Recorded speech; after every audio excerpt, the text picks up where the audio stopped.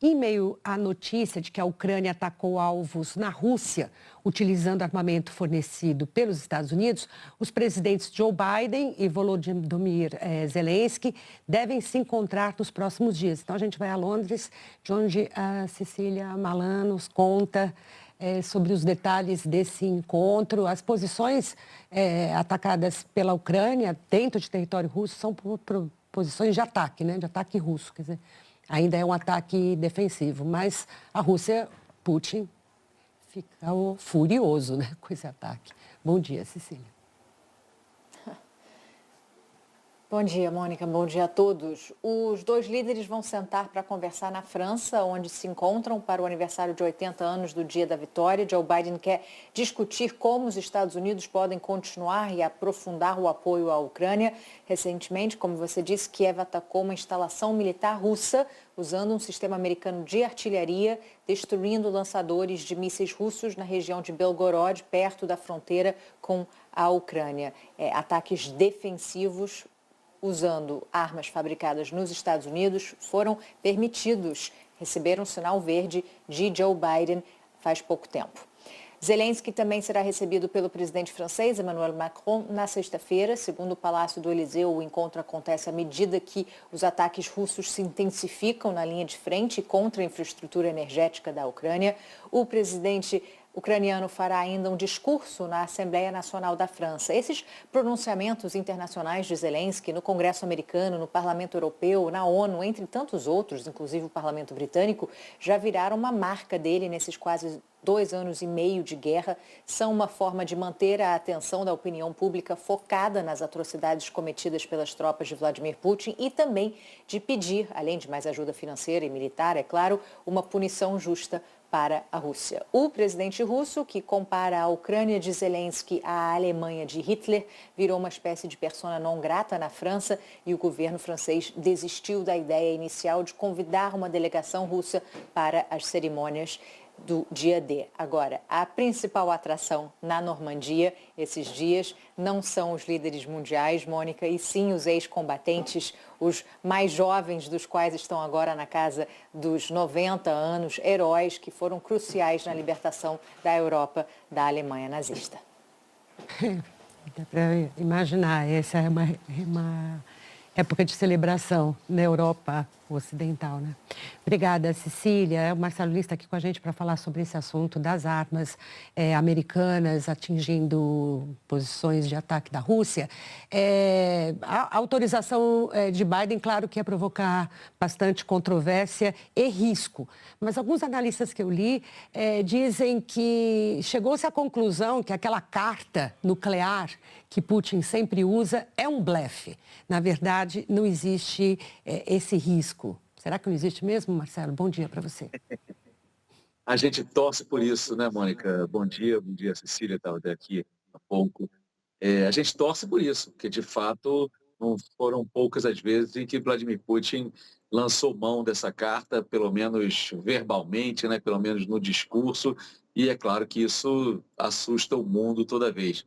Vale lembrar também que lá atrás até o próprio secretário-geral da OTAN, da Aliança Militar Ocidental, o Jens Stoltenberg, também disse logo depois da invasão da Ucrânia pelas forças russas que a Aliança Ocidental estaria mobilizando todo o seu aparato defensivo para responder à agressão russa. Quando ele fala em todo o aparato defensivo, precisamos lembrar também que isso inclui as armas nucleares do Ocidente. Mas me parece, aí eu serro fileira com esses analistas que você leu, que isso faz parte de um jogo ali muito mais retórico de ameaças do que com um planejamento prático do uso de armas nucleares, né, Mônica? Mas, de toda forma, assusta. Assim como assusta essa escalada que virá, sem dúvida nenhuma, com a decisão do Congresso americano e do governo dos Estados Unidos de permitir o uso de armamento fornecido pelos Estados Unidos e, com isso, claro, outros aliados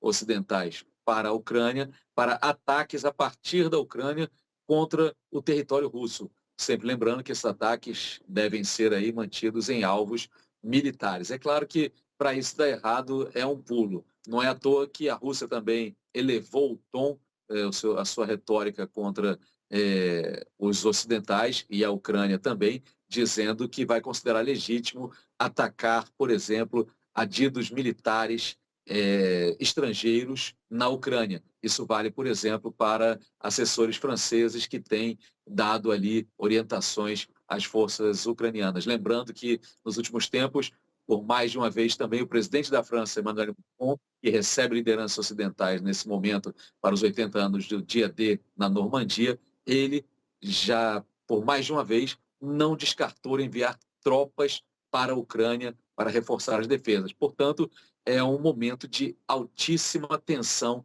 nesse conflito que já vai se prolongando por 2 anos e meio, Mônica. Dificulta um pouco também as discussões da tal cúpula da paz, não é? Que Zelensky quer promover. Quer dizer, outros temas vão ter que ser tratados ali, já que, de fato, a tentativa, o esforço é de mostrar uma escalada, né? Uma escalada com uma posição talvez um pouco melhor de Zelensky nesse conflito. Mônica, e essa Cúpula da Paz, bem lembrada, que vai acontecer na Suíça, que deve reunir dezenas de representantes dos mais diversos países, ela não vai contar com um participante que muitos devem achar fundamental para qualquer conversação que vá levar a um processo de paz, que é a força invasora, a Rússia. Por mais duro que seja, você negocia com seu inimigo para tentar chegar à paz, mas a Rússia está fora. Ao mesmo tempo, o mundo tem olhado assim com certo desprezo, o Ocidente pelo menos, uma iniciativa que conta com o apoio inclusive do Brasil, mas principalmente da China, de um plano para levar à paz que prevê, esse sim, negociações diretas entre a Rússia e a Ucrânia, diretas intermediadas, claro, por alguns parceiros, entre eles a China e, eventualmente, quem sabe lá na frente, até mesmo o Brasil. Mas, enfim, são duas ideias distintas do que poderiam ser negociações que pudessem diminuir a tensão nesse momento em que a Rússia consolida suas posições no leste da Ucrânia, com certos avanços, em que as forças ucranianas têm dificuldade na sua defesa, depois daquela demora na aprovação de mais um pacote de ajuda militar pelo Congresso dos Estados Unidos, em que o futuro dessa ajuda também é colocado em dúvida na possibilidade de Donald Trump ser eleito. Portanto, é um momento delicado esse que o mundo acompanha em relação à Ucrânia. Mônica. Bem lembrado, porque as negociações de paz acontecem em grupos pequenos, né, com intermediários, interlocutores muito bem escolhidos, né, que ouvem as suas partes, que não estão envolvidos diretamente com nenhuma das duas. Uma grande cúpula da paz é para discutir, ouvir, firmar posições, mas nunca seria para negociar a paz, né? Também querer a Rússia do lado, participando disso aqui, perturbaria todo o ambiente, talvez até mesmo a negociação. Ela não faz sentido. A cúpula de paz é um ato de relações públicas importante, internacional, por parte de Volodymyr Zelensky.